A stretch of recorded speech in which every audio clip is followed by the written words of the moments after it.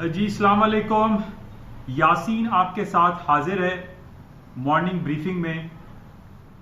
आज इस हफ्ते का तीसरा वर्किंग डे है, यानी आज बुध है और तारीख है 13 नवंबर। बहुत सारी खबरें चल रही हैं मार्केट में, और लेकिन जो सुबह से सूरत हाल, आज हम कराची स्टॉक एक्सचेंज की स्टार्टिंग में बात करते हैं। जो स्टॉक मार्केट है जो कल 37,000 को क्रॉस कर गई थी, वहां से एक सी 100 जैसी सिचुएशन क्रिएट हुई और सुबह हमने ये देखा कि स्टॉक मार्केट तक में 200-300 पॉइंट मार्केटें माइनस हुई। माइनस होने के बाद कराची स्टॉक एक्सचेंज इस वक्त प्लस पॉजिटिव टेरिटरी में ट्रेड हो रहा है, 37,000 लगभग उसके ऊपर है।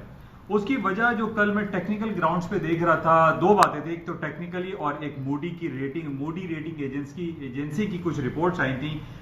उसकी वजह से हम ये देख रहे थे कि कराची स्टॉक में एक तो टेक्निकल, हम आरएसआई को बहुत ज्यादा स्टडी करते हैं,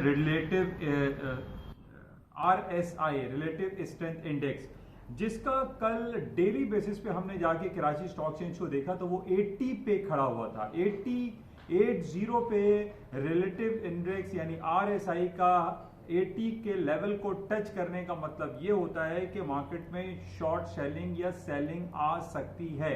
और कल कुछ, आज सुबह भी हमने देखा और कल भी कुछ सूरत हाल ये थी कि मार्केट जब 400 पॉइंट प्लस होने के बाद 35-36 पॉइंट मार्केट माइनस में बंद हुई।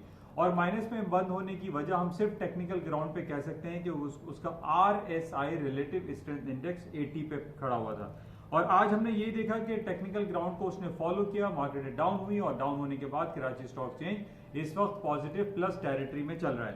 अच्छा, माइनस होने की जो वजूहत हमारे सामने डिफरेंट आ रही थी, उसमें हम ये कह सकते हैं कि मूडी रेटिंग एजेंसी जो कि इंटरनेशनल बेस एजेंसी है, उसने पूरी दुनिया की ग्रोथ फोरकास्ट, जो ग्रोथ आउटलुक है, उसको डाउनग्रेड किया था। और बहुत सारी कंट्रीज हैं जिसको माइनस और प्लस इस तरीके से कुछ रेटिंग डाउनग्रेड की, जिसकी वजह से हमने देखा कि पूरी दुनिया की स्टॉक मार्केटों में कल तेजी तो बहरहाल अभी तो बरकरार है। जैसे मैं आपसे कह रहा हूं कि अमेरिका की स्टॉक मार्केटें तारीख की बुलंद तरीन सतहों पर चल रही हैं, लेकिन ये करेक्शन पीरियड जो है वो ड्यू होता है। और वो आरएसआई रिलेटिव स्ट्रेंथ इंडेक्स को हमने जब देखा तो उस पर मार्केटों में कोई एक करेक्शन पीरियड ड्यू था, और यही कल कुछ हुआ और आज कराची स्टॉक में भी यही सूरत हाल रोनुमा रही। अच्छा, ओवरऑल जो पिक्चर हम देख रहे हैं कि कल हमारे पास 2-3 खबरें चल रही थी। एक तो लेट नाइट हमारे पास ये खबर आई कि इसराइल और गजा स्ट्रिप में आपस में कुछ अटैक्स हुए हैं, 4-5 लोग वहां मारे भी गए।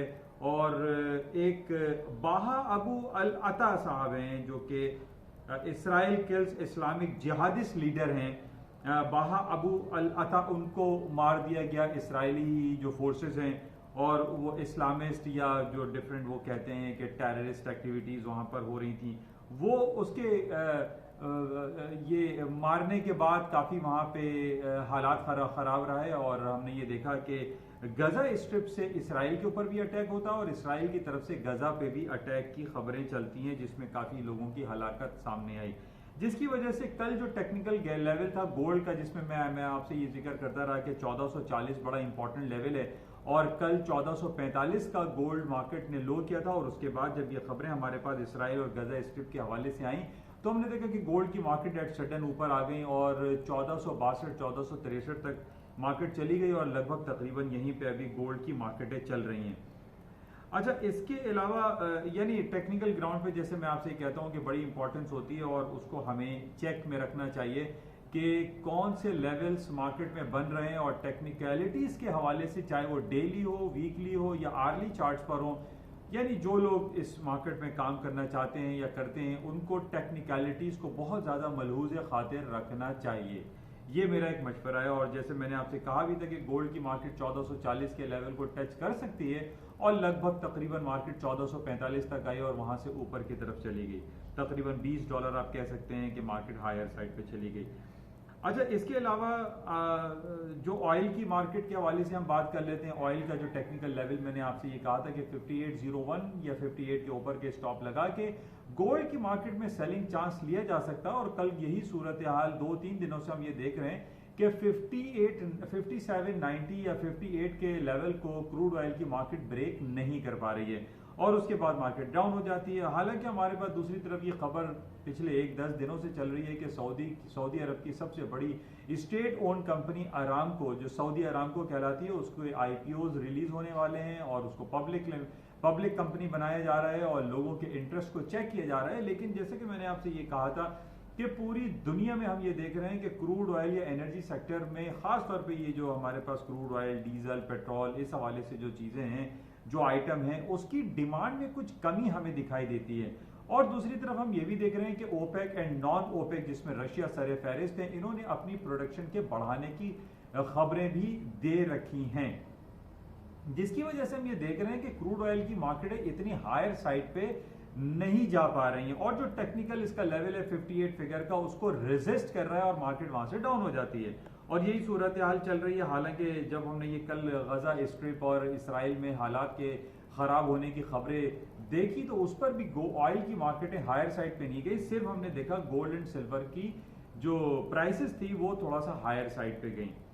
अच्छा, इसके अलावा जो दूसरी खबरें हमारे पास चल रही हैं वो अमेरिका और चाइना के दरमियान जो बिलियंस ऑफ डॉलर के टैक्सेस पिछले 1.5-2 सालों से ये लगाते चले आ रहे हैं, उसके ऊपर ये खबरें आ रही हैं कि अब अमेरिका और चाइना रोल बैक की तरफ जा रहे हैं और उन्होंने जो बिलियंस ऑफ डॉलर के टैक्सेस एक दूसरी इकोनॉमीज पर लगा रखे हैं वो रोल बैक किए जाएंगे, वो वापस लिए जाएंगे।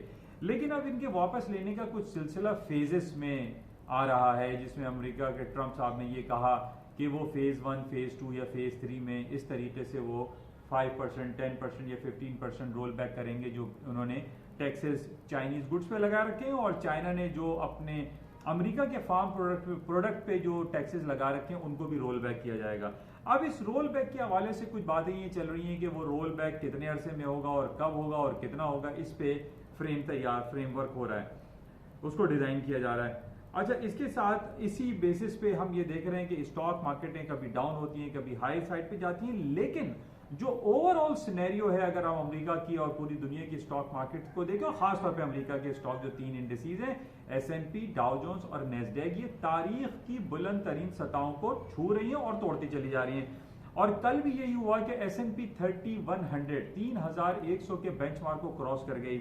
इसी तरीके से नेस्डैक ने 8300 को क्रॉस कर लिया, 27800 के करीब डाउ जोन्स आ गया, जो कि तारीख की बुलंद तरीन सतहें हैं।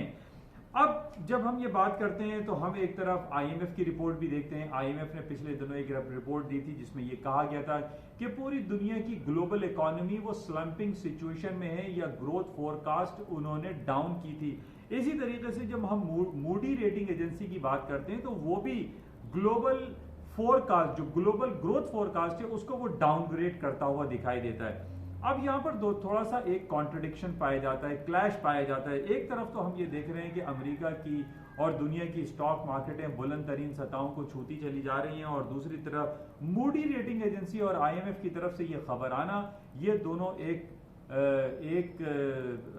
के दो रुख हैं, एक कि ये समझ में नहीं आता कि ये दो चीजें ये मुख्तलिफ क्यों हैं। अच्छा, आज हमारे लिए बड़ा इंपॉर्टेंट डे रहेगा। बहरहाल इसको हम देखेंगे और मजीद कि ये दो बातें हमारे सामने एक रुख की क्या कहते हैं उसको, कि दो बातें हमें समझ में आ रही है, दिखाई दे रही हैं कि एक तरफ ये कह रहे हैं कि ग्रोथ डाउन हो रही है और अमेरिका की स्टॉक मार्केटें बढ़ती चली जा रही हैं। अच्छा, बहरहाल इसको हम देखेंगे। आज हमारे लिए बड़ा इंपॉर्टेंट डे है। आज फेडरल रिजर्व बैंक के जो प्रेसिडेंट है मिस्टर जर्मी पाल, उनकी टेस्टिमनी है 2 दिन की। आज रात को 9 बजे टेस्टिमनी शुरू होगी और तकरीबन हम देखेंगे कि ये 1.5-2 घंटे तक टेस्टिमनी चलती है। इस टेस्टिमनी पे मार्केट में काफ़ी रिलक्टेंसी पाई जाती है, मार्केट वेट करती है और ये चेक करती है कि फेडरल रिजर्व बैंक के चेयरमैन की तरफ से, प्रेसिडेंट नहीं, चेयरमैन की तरफ से क्या ऐलान होगा, क्या आइंदा कोई इंडिकेशन हमें ऐसी मिलती है कि वो अपना इंटरेस्ट रेट मजीद कट करेंगे या नहीं करेंगे। इस हवाले से मार्केट इसका वेट करेगी। ये 2 दिन की टेस्टिमनी है, इसको हमें बगौर देखना पड़ेगा।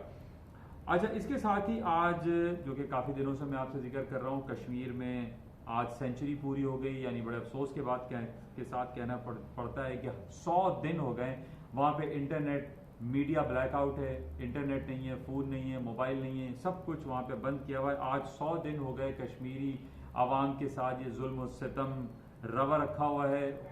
और बहरहाल इसके ख़िलाफ़ पूरी दुनिया आवाज़ उठा रही है, लेकिन हम भी मोदी साहब से रिक्वेस्ट करेंगे कि वो इस चीज़ को कंसिडर करें। वहाँ पे बहुत हेल्थ इश्यूज़ हैं, बच्चे स्कूल कॉलेजेस नहीं जा पा रहे हैं, जो कि बहुत ज़्यादा से एक सीरियस मैटर है। इसको देखना चाहिए और इसको अफ़वाह व तफ़हीम से इसको हल करना चाहिए, और जो भी यूनाइटेड नेशन की रेजोल्यूशंस हैं या शिमला एग्रीमेंट है उसको फॉलो करते हुए कुछ काम ऐसे करने चाहिए जो कि इंसानियत के लिए बेहतर हों। बहरहाल आज 100 दिन हो गए हैं कश्मीर में जो एक कर्फ्यू है, जो लॉकडाउन है, ये एक अफसोस का मुकाम है और इसको बेहतर होना चाहिए।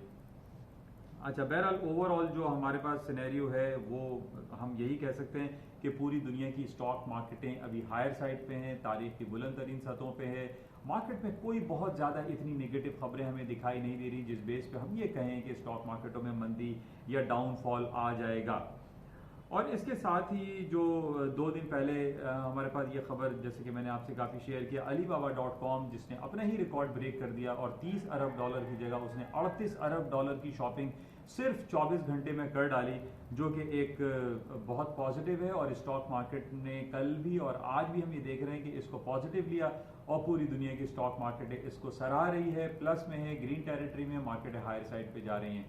तो मजीद देखेंगे, इंशाल्लाह राब्ते में रहते हैं और देखेंगे कि आज सारा दिन मार्केट में मजीद और क्या खबर रहेगी। लेकिन सबसे ज़्यादा इंपॉर्टेंट हमारे पास आज शाम की जेरमी पावल साहब की टेस्टिमनी है, जो कि अमेरिका के कांग्रेशनल एक उनकी मॉनिटरी कमेटी होती है, उसके सामने वो टेस्टिफाई किए जाएंगे। इंशाल्लाह राब्ते में रहेंगे और मजीद देखेंगे क्या खबरें रहती हैं।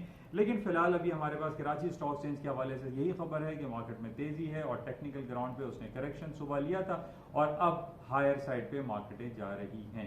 जाते हुए मैं आपसे फिर दोबारा ये कहूँगा कि इस यूट्यूब चैनल को आप प्लीज़ सब्सक्राइब ज़रूर करें, क्योंकि ये एक बहुत सहल और फहम उर्दू ज़बान में है और एक आसान तरीके से लोगों को समझ में आ जाती है। इंशाल्लाह राब्ते में रहेंगे। Thank you.